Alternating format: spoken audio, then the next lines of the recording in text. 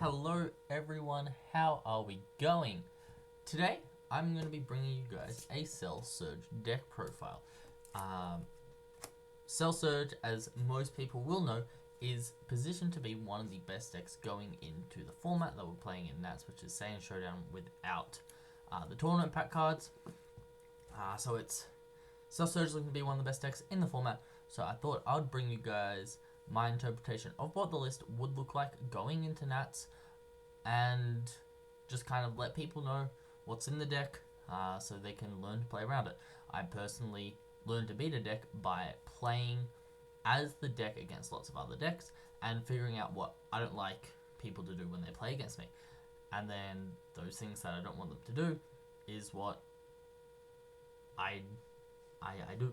And then the things I want people to do while I'm playing Cell Surge is the things I don't do. And that's basically how I learn to beat a deck. So that's what I'm going to do with Cell Surge. That's why I got Cell Surge built. Just quickly, I'm back. I'm alive. Finishing up a bunch of uni stuff at the moment, so I'll be able to start posting again regularly. And we're going to try to get as much content out to you guys in the preparation for Nats. So yeah, hopefully you guys enjoy. And then, yeah, let's just get right into the deck list. Yeah. Alright, so we're talking about Cell Surge today. So, Cell Surge, for those of you who don't know, have Activate Main. Once per turn, you get a look at the top 5 cards of your deck, choose one of the cards among them, add it to your hand, if you do shuffle your deck, and then choose a card in your hand and discard it. So this deck has a lot of synergy with cards in the drop area, but that is, I guess, the main effect. So you look at the top 5, pick one, then discard a card from hand. Awaken Surge, so you put 2 or green and a yellow card from your hand onto this card, draw 2, untap 2, so it's basically a cycle to draw 2.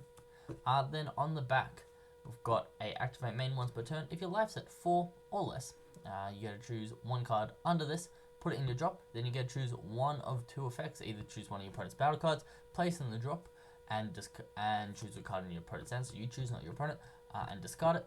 Or your until the start of your next main phase, your opponent's battle cards get played in rest mode, which is really good. It's basically like a floodgate, especially if you're able to clear the board, which you are a lot of the times able to with this deck. But that's the leader. We're gonna leave the leader right here, and we're going to start off with all the cards that get played into the drop. So first of all, we've got 4 Ribs. Ribrianne is the bread and butter of the deck. It's got to Activate Main for 2 green energy, which says basically your opponent discards 2 cards. So you send this card from your drop to your warp. If you do, your opponent chooses 2 cards in the hand and places them in the drop. This is your bread and butter. You discard this off your leader and you tap 2 and they discard 2, and that's kind of the start of your hand destruction. Also, if I didn't mention it before, this is a heavy hand destruction deck. Our ideal turn 1 play is Bardock the Eliminator. So Bardock the Eliminator has an Activate Main. Choose, send this card from your drop area to your warp, draw 1. The other order, basically everything else on the card, we ignore because we're never using the card for anything else. But it's quite nice to have that Activate Main. So you send it for 1 energy, send it to drop you to warp, and you get draw 1 card. The reason is our ideal turn 1 plays. There's only a total 8 cards in the deck that can be used for 1 energy. Now, this is 4 of them, and I'll go over the other 4 later. But a lot of the time, they're more mid to late game plays, and you always want to have a hand of like as many cards in your hand as possible. So this is your ideal turn 1 discard, just so you can pay 1 to draw a card. However, if you don't have this in your opening hand, you can't discard this discard this with your leader effect turn 1. Your next ideal turn 1 discard is Cell the Dark Parasite or Rib, doesn't really matter what you do, but basically this. You activate main, send it from your drop to your warp, and you get to draw a card and take up to 1 life if you want. You don't need to take a life, but you do need to draw a card if you do the activate main. Now, the reason the Cell is amazing is because it's free. So it does basically the same thing this Bardock does, but it's for free. And if you've got a multicolor Cell leader, it also has a really cool activate main, a second one, where if you have 4 more energy and you choose all your non-token battle cards and place them in the drop, you get to play this card from your hand for free. So it can be a nice finisher in those niche scenarios. But basically, on the turns that you don't have this turn 1, you want to discard this, and then ideally you got one of your other 1-drop plays that you can use. But yeah, generically, you want to discard your Bardock turn 1, and then Cell you want to discard later in the game with either your Unison or later in the game on like turn 3 when you don't have energy, discard it with your leader, something like that. But basically, you want to discard the Bardock the Eliminator when you got that free energy to use it, and then you want to discard Cell when you don't have free energy, so you still can maintain your draws. And the last card we place in our drop is we have 2 Great Ape Son Goku Saiyan Instincts, which is a pay 2, draw 2, so exact same thing as Bardock the Eliminator, except 2 energy, draw 2, instead of 1 energy, draw 1. You generally won't have the 2 energies much, which is why I have the 4 Bardock the Eliminators in the deck instead of that many draw apes. But that is the cards we play from the drop area. Next thing I'm going to do is I'm going to go over the Unison package for the deck. So to start off with, we have 4 Dark Broly Overwhelming Evil Unison. So this Broly is really nice. It's a Unison with a specified cost of 3 green with double strike and auto once per turn. When your opponent, when a marker is removed from this card using a non-keyword skill, the opponent chooses 1 card in the hand and places it in their drop. So if your opponent removes a marker on their turn, for example, they got to place a card from their hand in the drop. Or as I'm about to show you, we've got another card that removes markers from our Unison ourselves, so they got to place cards in the drop. And then you got the Activate Main +2. You get to choose 1 card in your hand, discard it. If you do, your opponent discards a card from hand, as well as choosing 1 of their battle cards and KOing it. So they get to choose which of their battle card KOs, but a lot of the time they're not going to have too many battle cards, if we're being honest, unless it's like an aggro deck. So them just choosing 1 battle card and KOing is more than enough. And it's got also a Activate Main +/-0. Which basically says if your leader is green, you can choose 1 of your opponent's Unisons and remove marker from it. So if your opponent has a pesky Unison you got to get rid of, it is just a nice additional effect to have. However, moving on, we have 4 Demon God Deborah Dark Dominion. It has an Activate Main. All of these cards, as you can see, have Activate Mains on them. But Deborah's Activate Main says you can discard this card from your hand and remove a marker from 1 of your green Unisons. If you do, you search your deck for a Dark Dragon Ball and add it to your hand, deck or drop. And then, yeah, so this will remove a marker from your Dark Broly, and then your Unison will make your opponent drop a card. So this is a big package. So if you played this, your Unison on 3, which is your ideal turn 3 play, so drop your Unison. Your Unison plus Deborah means you're personally going to go -1 in hand, except you can just discard a Cell, in which case you go even in hand, and they will go -2 every turn you have this combo, which is very, very nice. Move these guys out of the way a little bit so I can keep going. Next we have the Dark Dragon Ball we search for. Yeah, this is what you grab off the Deborah, and it has a Activate Battle. You get to choose 1 of your cards to get 5k power for the battle. Very, very lovely. So basically it's comboable, and then it's got to Activate Main. Choose 1 of your Frieza cards in your battle area with the energy cost of 4. Place this card under it. If you do, you get to search your deck for a green Frieza Xeno and play this and play it on top of this card. Really nice. So the Frieza that we play is Surprise Attack Frieza. So when you carry 1 of your opponent's oh gosh, can't English whatsoever today. When 1 of your opponent's battle cards is KO'd, you get to play this card from your hand for free if you don't have a Surprise Attack Frieza in play. Note, it's not a pseudo, it's kind of a pseudo unique, but not really. If you have 1 of these in play, you can tap 4 for another one that is perfectly fine. So just a 15k critical body, which is really nice. You can 1 of the opponent's battle cards, and then you got a bit of crit pressure, which is nice. And then with the ball, you can then ball it to play our Frieza Xeno, which is Frieza Dark Infestation. It's a double strike 15k body with an Activate Main. Place this card in your drop. If you do, your opponent chooses 1 card in their hand and discards it, which is quite nice. But the best thing about this is it's got an auto which reads if your opponent has 3 or more energy when this card is placed in the drop area by a skill or KO'd. You can choose a green extra card with the energy cost of 1 in your drop and add it to your hand. 1 or less. So you have the Frieza on the board. You ball the Frieza from hand to play this from your deck. So you went -1 in hand, and then once you pop the Frieza, they discard a card from the hand and you get the ball back. So you don't really lose too much presence. I'll move that out of the way over to here. But finally, the last thing to kind of go with our Unison is we've got our 3 Frieza's Charismatic Villain. Some people run this at 2. I think it's just too impactful of a counterplay to not run it more. I like Freeze Charismatic Villain, so it's a good card. For those of you who don't know what it is, it's a free counterplay if you have a Unison with 2 or more markers, and you won't be able to activate counterplay skills for the turn as part of its counterplay text. And when you play this card, let's move that back. When you play this card, you get to choose one of your opponent's battle cards with an energy cost of 7 or less and KO it, which is very, very lovely. So it won't stop on play autos, but you get a KO basically anything, which is great. Moving on to our other kind of generic cards we got in the deck. We have 3 Rosies. I don't have the 3rd Rosie yet, it's in the mail.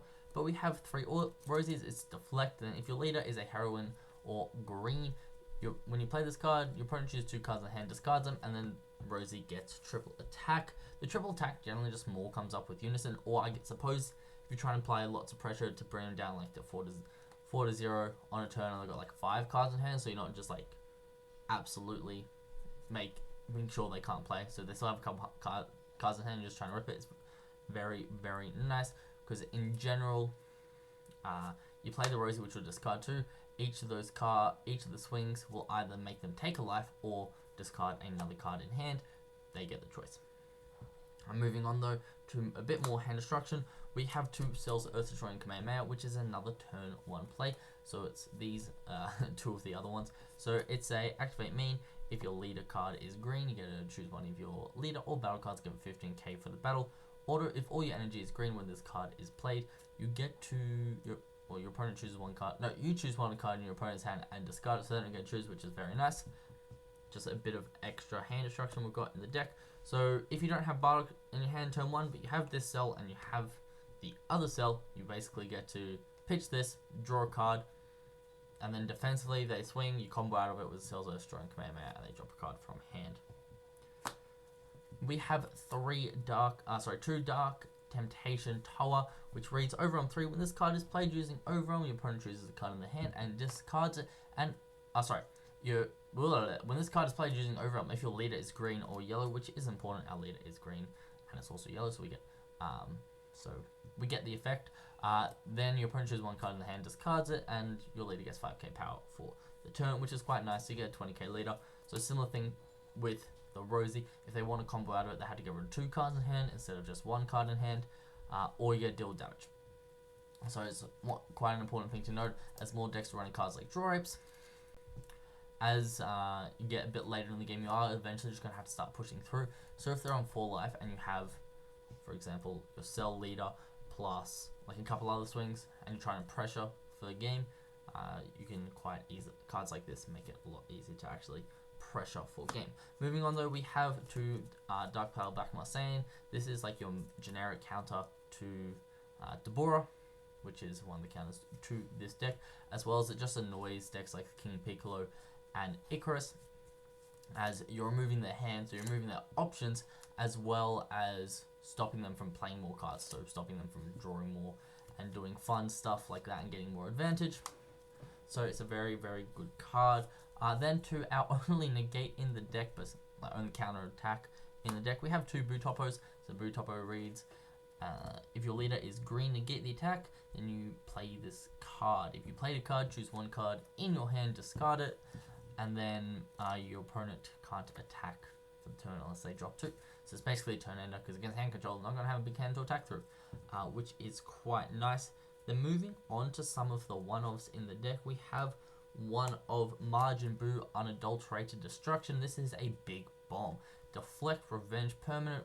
When this card is in rest, if your opponent tries to attack your leader, they have to drop 2 cards in hand, so it's basically got the Buu-Topos effect. Auto.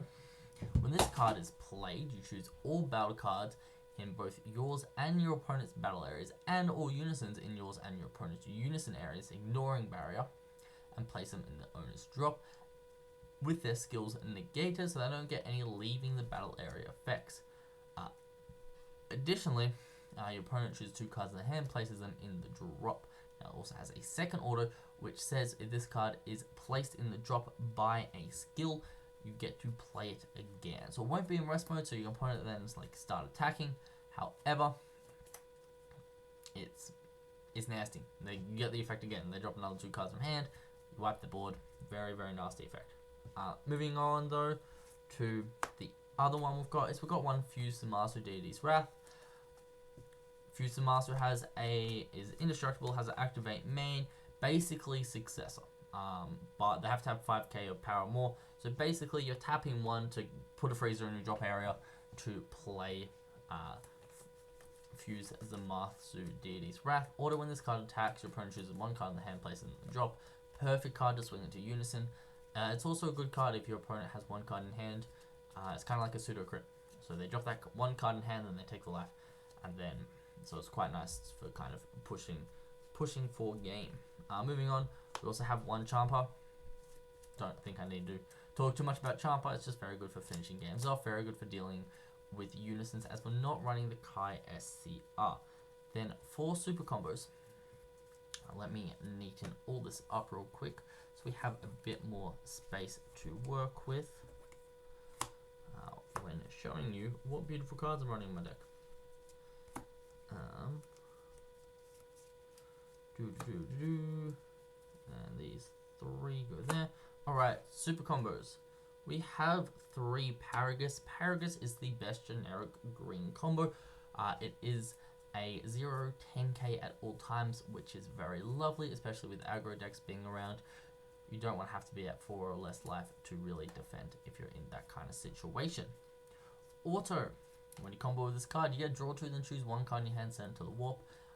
Being able to draw 2 first means if everything in your hand is combo all the time, you can then draw 2, and then if you draw into a Unison, you can then warp it. If you draw into a surprise attack freezer, you can, or a Cell's Dark Parasitic Thingamabob, or a Champa, or a Cell's Earth Throwing Kamehameha. Those are like your non-comboable cards. If you're tapped out, you can warp those cards, which is really nice. And the last super combo we got on the deck is we have one Android 18 Bionic Bliss. When you combo this card, your opponent chooses one card in the hand, places it at the bottom of their deck. Now, why do we have this? 2 reasons. One, a little bit of extra hand control is nice with the amount of cards like Draw Ape in the format. This also means like it can't trigger the board and stuff like that. Very minimalistic though. But I honestly think one of the real reasons is I got an SPR of it. I haven't used it, so chuck it in the deck. Why not? You can very easily run 4. Just sneakily reveal what the SCR is, but you can very easily run 4 Paragus, or you can run 2-2 split. Completely up to you. I'm currently these 3 cards right now. So the Android 18, the Boo, and the Zamasu are currently just being tested. Haven't played with them too much yet. And the final card, the SCR, is the new Wicked Saiyans. So, Wicked Saiyans has a bunch of text. Let me read it to you. So it's got ultimate, it's got energy exhaust. It has a permanent. If this card would be removed from the battle area, it's removed from the game instead. It has another permanent. If your leader is green, yellow, or shares a character name with this card. So in other words, if it's green, if it's yellow, if it's a Raditz, if it's a Broly, if it's a Turles, or if it's a Goku Black, it gains dual attack and blocker. It's got a auto for 2 energy. At the end of the battle in which this card was comboed with from your hand, you get to choose, your opponent can choose 4 of their cards, switch them to rest. If they do, you remove this card from your drop area from the game. If they don't, your opponent chooses 2 cards in the hand, places the drop, and then you get to play this. So we have a fair bit of board removal, right? We've got a Dark Broly Unison, we have our backside of our leader, as well as Frieza Charismatic Villain. This is another reason I've upped Frieza to 3. We used to have Gohan in the deck, but I've never actually played the 5-drop SR Gohan, so I took it out for one of these 2 to test them out. But there is a lot of board removal in this deck. You can also just swing into stuff because people aren't comboing to say battle cards. So unless they have basically, because they're going to swing their leader as well to draw a card. So unless they basically have a Unison potentially, which you could swing into, but if they have a Unison and 3 energy or 4 energy open, they can tap it out. So can they tap out so you don't get this effect? If they tap out though, you could just be able to swing for game. But most of the time, they're not going to have that 4 energy because they're going to try and do something with their energy so they can actually play the game, especially against this deck. in which case they're not going to have a wide enough board. So Wicked Saiyans is basically going to say, I'm going to tap your energy, I'm going to get a dual attack blocker, especially on the turn you're trying to win. This is kind of insane because it's like a Ribrianne, but it's a Ribrianne that's also a 40k dual attacker. So if they're on like 3 life or whatever life they're on, this is nearly 2 guaranteed damage against a hand destruction deck because they're just not going to have cards in hand. So I think it's the best SCR for the deck. The only other SCR I would consider for this deck is a Kai Secret Rare. Kai Secret Rare can be quite nice against stuff like Gogeta Xeno, decks that just go like really wide, really fast. Against a King Piccolo, Kai SCR just feels so good as well. Absolutely love Kai against King Piccolo. And it also just synergizes really well. Kai just synergizes extremely well with the second effect on this backside, which says all your opponent's battle card next turn are played in rest. So I think each person has to figure out whether they want to play Kai or whether they want to play Wicked Saiyans. But the real reason I like Wicked Saiyans, I didn't mention this before, is I'm going to turn this light off to see if we can focus in on Wicked Saiyans. Let me just focus. Come on, focus right there. I don't know if this is focusing. I don't think it is. But if it does focus, there we go. Focus for a quick sec. There we go. It's a 0-10k combo. So let me turn this light back up. Because it's a 0-10k combo, it's always live. So it doesn't matter whether you're paying to combo with it to get its effect. Worst comes to worst, it's essentially another super combo. And the fact that it's essentially another super combo, worst comes to worst, makes it just a beautiful card. Anyway, that's the deck. Considerations for the deck: you can add more BMSs, you can add Focus Breakthroughs if you're really struggling against Deborahs. You can add Kai back in if you want a bigger board wipe. This is a great call for the deck. I definitely think I wouldn't change anything on this side. I wouldn't change anything on this side. It's basically what's in here, which is really up for change. It's a 52 card list at the moment, I believe. 4, 8, 12, 14, 17, 21, 25, 28, 32, 33, 37, 41, 44, 47, 49, 52 card deck, yes. Which is a good amount. You can cut it down if you want, you can add more, completely up to you. But this is our Soul Surge core. I hope you guys enjoyed my deck profile. Please be sure to like, comment, subscribe. I really like to know what you guys think of the content I'm making. I'm going to try and make a couple of matte videos, especially with new cards, so I can show off me getting all the new cards early in comparison to the US. Australia has all the cards because Australia apparently gets stuff early, which is mind-boggling to me, even being honest. But like, we take those small victories. But yeah, hope you guys enjoyed. Please like, comment, subscribe. Let me know what you think. I'm gonna have hopefully another video coming to you tomorrow with one of the with a deck. We'll have a video coming to you tomorrow as well with the new deck. But besides that, I hope you guys enjoyed. That's about it. I'll catch you guys next time.